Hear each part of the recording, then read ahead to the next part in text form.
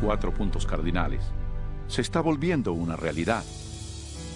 A través de los misioneros, libros, grabaciones, difusión satelital e Internet, el Evangelio llega rápidamente a todo el mundo.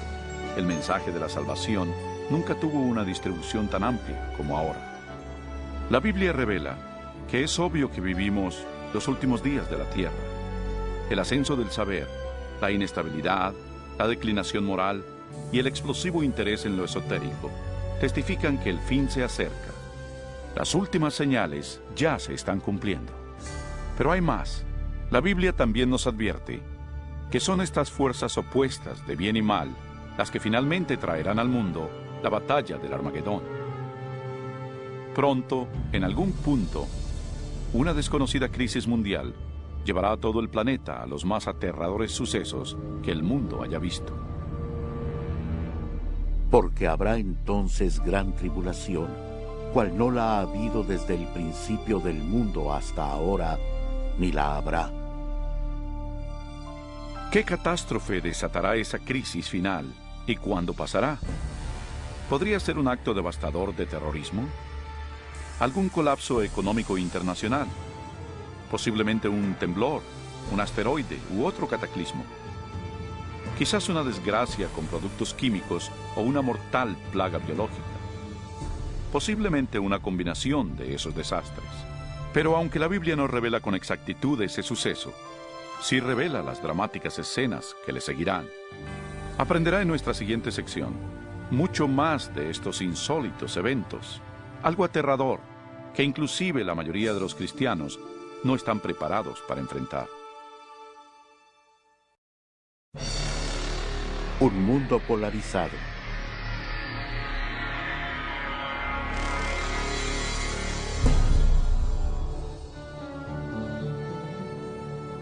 Al comenzar la gran tribulación, los líderes lucharán con muchas calamidades. Entre tanto, los cristianos que le sean fieles a Dios tendrán una radiante oleada del poder del Espíritu Santo. Después de esto, vi a otro ángel que descendía del cielo con gran poder, y la tierra fue alumbrada con su gloria. Ese gran poder que iluminará al pueblo de Dios es el Espíritu Santo. Con santa osadía, testificarán por Dios, pidiendo a las iglesias una reforma y exhortarán a los que no creen en Cristo y en la palabra de Dios a arrepentirse de sus pecados y obedecer sus mandamientos. Habrá un clima renovador en el mundo y el Espíritu Santo exigirá por igual a ministros y miembros de la iglesia a trabajar con ahínco por la salvación de las almas. Cuando la influencia del Espíritu Santo se intensifica, las manifestaciones esotéricas se acrecientan. Los falsos demonios aparecerán disfrazados como sus seres queridos ya fallecidos o como los santos bíblicos de la antigüedad. Hablarán de paz y esperanza mientras ofrecen doctrinas erróneas y peligrosas. La Biblia nos advierte sobre ellos. Son espíritus de demonios que hacen señales. Como se imaginará, esas manifestaciones sobrenaturales tendrán gran influencia en la gente y muy pocos hablarán en su contra. Hasta ahora, las familias e iglesias han sido ineficaces para reprimir la creciente ola de maldad mundial. En medio del caos político, moral y ambiental, el pueblo busca con desesperación una manera efectiva de parar la creciente ola de inmoralidad mundial. Los líderes políticos y religiosos, presionados por sus seguidores, demandan fuertes medidas legales para restaurar los principios divinos y la paz en la tierra. Como resultado, los gobiernos dictan leyes que están en conflicto con la ley de Dios. Pero no es la primera vez que algo así pasa en la historia. Algo similar a esto ya ocurrió. Solo recuerda el capítulo 3 de la historia de Daniel, cuando Nabucodonosor, rey de Babilonia, les ordenó a sus súbditos que se hincaran y adoraran la enorme imagen de oro que había fundido. Pero 3 jóvenes hebreos sabían que esa orden contravenía el segundo mandamiento sobre la idolatría. Resueltos a permanecer fieles a Dios, se negaron a arrodillarse ante la estatua. El rey, enfurecido, mandó que los arrojaran a un horno ardiente, pero Dios intervino milagrosamente y salvó sus vidas. Y está la historia de Daniel en el foso de los leones. recuerdan al rey de Persia que emitió una ley para que se le adorara solo a él y a ningún otro dios durante 30 días. Pero Daniel sabía que esa ley significaba que tenía que violar el primer mandamiento. Así que Daniel, valerosamente, siguió su costumbre de orar diario y abiertamente a Dios, aún arriesgando su vida. Sus enemigos pronto le informaron al rey de su desacato, quien de mala gana hizo que arrojaran a su fiel siervo al foso de los leones. Pero otra vez se manifestó el poder de Dios y le salvó.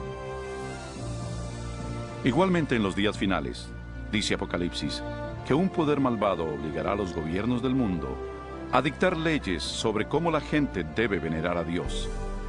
Estas leyes, en apariencia, promoverán la moralidad, pero en realidad prepararán al mundo para que acepte la marca de la bestia y al anticristo. Porque se levantarán falsos cristos y falsos profetas, y harán grandes señales y prodigios, de tal manera que engañarán, si fuere posible, aún a los escogidos. En esta época de crisis galopantes, cuando el mundo busca con desesperación un alivio, una estabilidad mundial, la ayuda aparece de manera sorprendente. En varios lugares alrededor del mundo se oye el grito: ¡Jesús ha venido! ¡Jesús ha regresado! Un ser radiante y carismático se presentará clamando ser el Hijo de Dios. Un ejército de agencias de noticias se congregará para ver a ese ente realizar milagros. Le oirán repetir las mismas palabras de Jesús que están en la Biblia. Este suceso se transmitirá al mundo vía satélite y millones erróneamente creerán que lo que ven cumple con la Escritura. Todo ojo le verá. Muchas religiones con ansias esperan la venida de un Salvador, y ese ser deslumbrante parece ser la contestación a sus plegarias. Pero la Biblia advirtió en 2 de Corintios que Satanás todavía puede transformarse en un ángel de luz. Tristemente, no es a Jesús a quien la gente recibe con los brazos abiertos, sino a Satanás disfrazado como el Hijo de Dios. Al hacerlo, el diablo es capaz de unir a los pobladores del mundo y reforzar su falso culto de adoración. Y así, el diablo consuma el más grande engaño jamás cometido contra la raza humana. Se cierra el periodo de prueba.